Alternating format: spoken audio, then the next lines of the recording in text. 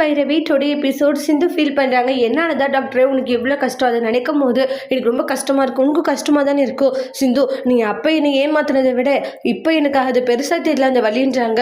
நீ என்னை ஏமாத்தினது தான் ரொம்ப வலியாக இருந்துச்சு, இப்போ எனக்கு இது பெருசாக தெரியலன்னு சிவா சொல்லிட்டு போகிறாங்க. கேட்டு சிந்து ரொம்பவே ஃபீல் பண்ணிட்டு இருக்காங்க. என்னால் டாக்டருக்கு இவ்வளோ பெரிய மனசு சங்கடமாயிடுச்சு அப்படின்ட்டு ரொம்ப எமோஷ்னலாக ஃபீல் பண்ணிட்டு இருக்காங்க. அதுக்கு அடுத்து தான் வந்து ஆறுமுகம் வீட்டில் இருப்பாங்க. அப்போ ஆறுமுகத்துக்கு ஜூஸ் போட்டுட்டு இருப்பாங்க. சஞ்சய் கால் பண்ணுறாங்க. சொல்லு சஞ்சய், என்ன விஷயம்? ஏன்னா உன்னோட வாய்ஸ் டல்லாக இருக்குது. அதெல்லாம் ஒன்றும் இல்லை. ஆமாம், ஆறுமுகத்துக்கு என்னாச்சாங்க கேட்டியான்றாங்க. அதுவா, ஆறுமுகத்துக்கு வந்து வேலை எப்பயும் நடந்த செய்வாங்க, ஆனால் அங்கே எதிர்ச்சியாக நடந்த மாதிரி தெரியல. யாரும் பிளான் பண்ணி தான் வந்து அந்த டிராக்டரோட வீல் இதெல்லாமே வந்து லூஸ் பண்ணிவிட்டு இருக்காங்க. அதனால தான் இப்படி ஆயிருக்குன்ற மாதிரி சொல்லுவாங்க. அப்படியா, சரி நான் ஆறுமுகத்துக்கிட்ட டீட்டெயிலாக கேட்குறேன், நீ மேலே போயிட்டு கால் பண்ணு. சரி உனக்கு மேலே போயிட்டு கால் பண்ணுறேன்னு ஃபோன் வைக்கிறாங்க. ஃபோனை வச்சு சஞ்சய் ரொம்பவே சந்தோஷமாக சிரிச்சிட்டு இருக்காங்க. அப்புறம் போயிட்டு இந்த உனக்காக ஜூஸ் போட்டுட்டு பரவாயில்ல, இந்த அளவுக்கு மாறி இருக்கே பைரவி அப்படின்றாங்க.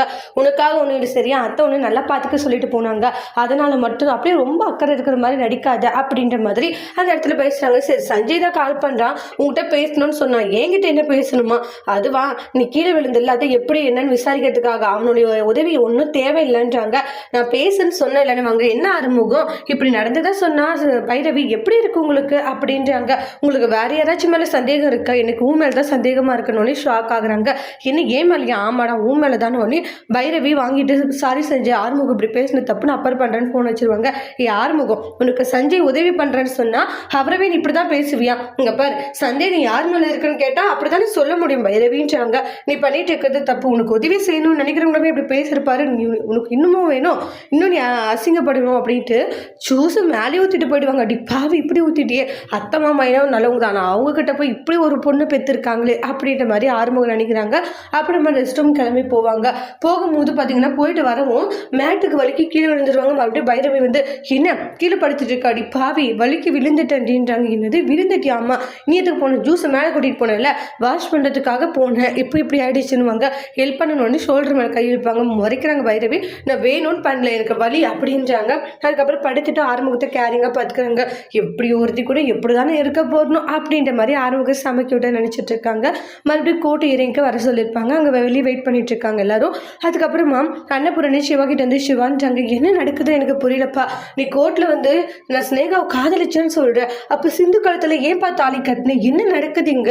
எனக்கு இதெல்லாம் நினைச்சா ரொம்ப கஷ்டமாக இருக்குது, தலையை சுற்றுது, எனக்கு என்ன சொல்கிறதுன்னு தெரியல. பெரியம்மா, இதை பற்றி எல்லாம் பெருசாக நீங்கள் யோசிக்க வேண்டாம், கொஞ்சம் கூலாக இருங்க. எப்படி சிவா கூலாக இருக்க முடியும்?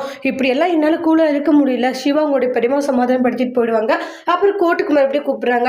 அப்புறம் உள்ளே போனது சிவா வந்து ஜட்ஜு கூப்பிடுவோம். மறுபடியும் விசாரணை ஆரம்பிக்கிறாங்க. ஸ்னேகா எத்தனை வருஷமாக காதலிச்சிங்க? 3 வருஷமாக காதலிச்சு நீங்கள் சிந்துவை எப்படி கல்யாணம் பண்ணிக்கிறீங்க?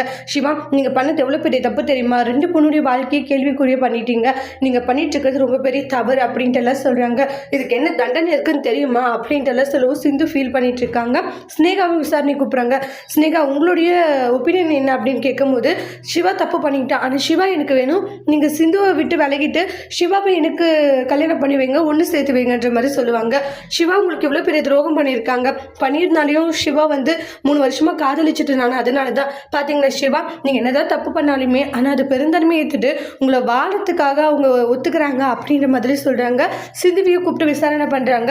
ஆமாம், சிவா உங்களுக்கு ரொம்ப பெரிய நம்பிக்கை துரோகம் பண்ணியிருக்காங்க சிந்து, அது இல்லாத வந்து நீங்கள் தாமத்தி வாழ்க்கையில் ஒன்று சேர்ந்துருக்கீங்களா அப்படின்றாங்க. ஷாக் ஆகுறாங்க சிவாவும் சிந்துவும். அடுத்து என்ன சொல்ல போகிறாங்க வெயிட் பண்ணி பார்க்கலாம். தேங்க்யூ.